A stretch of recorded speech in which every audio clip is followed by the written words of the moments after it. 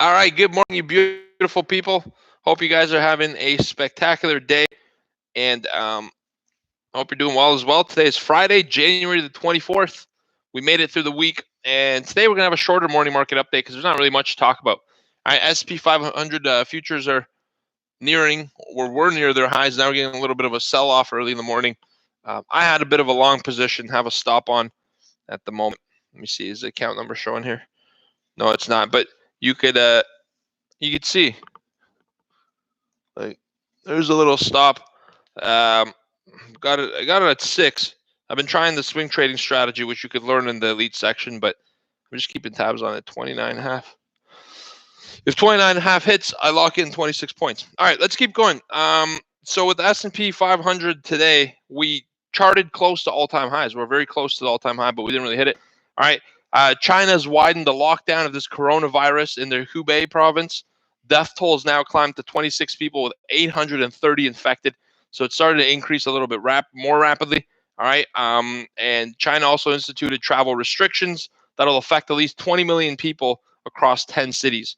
On Thursday, though, yesterday, the World Health Organization stopped short of declaring this a national emergency, a global health emergency. They said that the outbreak is remaining local and contained for the most part. Therefore, it's not yet a global health emergency.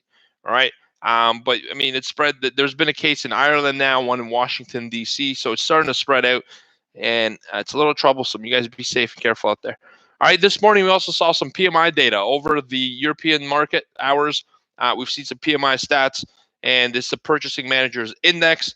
In the euro area, it stayed at 50.9 in January, so it met expectations, but still a little bit lower than some economists' top-end expectations. And in France, the services sector was hit on the PMI, so it missed, and that's due to strikes, all right? In Germany, the manufacturing sector continued to shrink while services outperformed.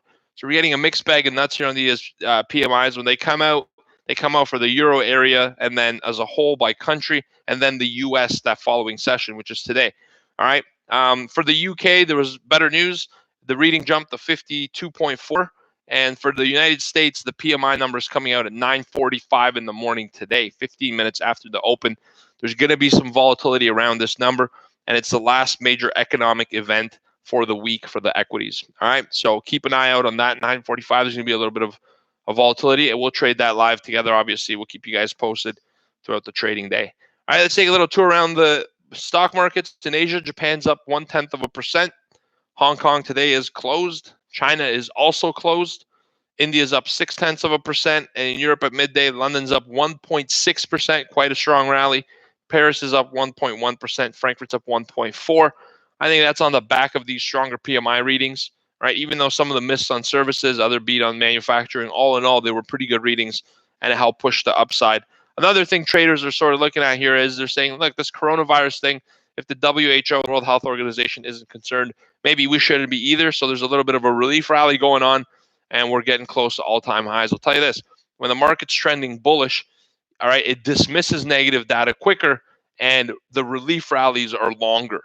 All right, so that's the nature of a bull market. You could like it, all right, you could hate it, but it doesn't matter and doesn't change how you trade it. And right now, you're still looking for long opportunities on the dips. At some point, this market's going to come down 10%, 5-10 for a pullback or even a correction.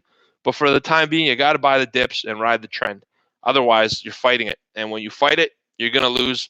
You're fighting literally an entire market, which if that weight was on your shoulders, you'd collapse on it. So you can't hold it up. So why bother fighting it? All right.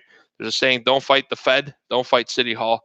Just go with it. All right. No matter how crazy it sounds to you, it doesn't matter. Somebody's willing to pay the price of it. And we're going to actually do a really good example of this in our boot camp coming up this weekend, which I'm very excited about.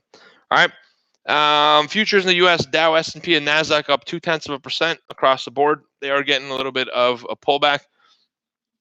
My stop's just below here for it's not a stop loss, it's actually a stop profit because I had a chance to trail it up. But oil is really volatile this morning. Equities have some offers to the upside around these low to mid 40s. Curious if we get up there today. That'd probably be a target for the day session. All right, crude oil's down quite a bit. Gold's down 0.5% this morning. Bitcoin's down 1 percentage point to the low 8,000 once again. Like I said this morning, 9:45, we have PMI composite flash. 1 p.m. we have Baker Hughes rig count, all right, which is going to impact oil traders. So if you're around the desk that late today in the early afternoon, it sounds like it's not late, but that's late for a trader. All right, Fridays I wouldn't trade any later than 11:30 a.m. ever. I mean, not ever. There's some volatility events that kept me around the desk, but this is the business we're in. We get to trade a few hours and make huge amounts of income potential. All right, that's what we do. But for the positive, there's also a downside, which means you're going to have to put in harder work. You're always it's a performance sport. It's not for the people who want to find comfort in it and ride it out to the retirement, right? Something you got to continuously push and fight for on a daily basis. That's the kind of career that we're in. All right, 1 p.m. Baker Hughes, like I said, 9:45 PMI, nothing else. We're going to wind up the week. We've had a great week of the trading room, super good results. Really happy. Live capital traders are making good money in a room on a consistent basis. That touches my heart, honestly. Like this is what we do TradePro Academy for. If no matter how the business was doing, if you guys weren't succeeding, that would be a fail for me.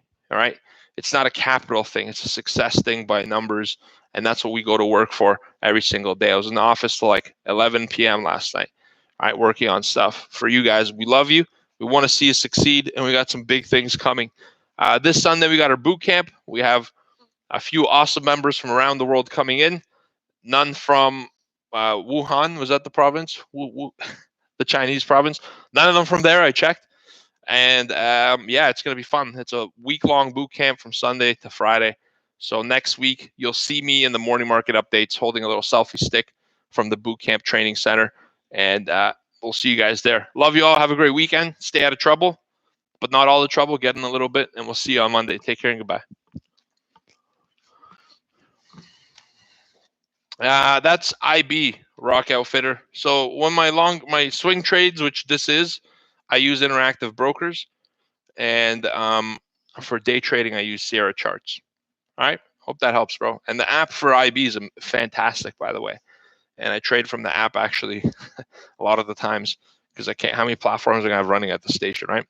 All right, love you guys. Have a great weekend. Thanks for the great question. You are welcome, sir. Take care and all the best. Bye. Boxy, over to you for oil. And Vicky at the moment is not in the office yet, so I'll do equity.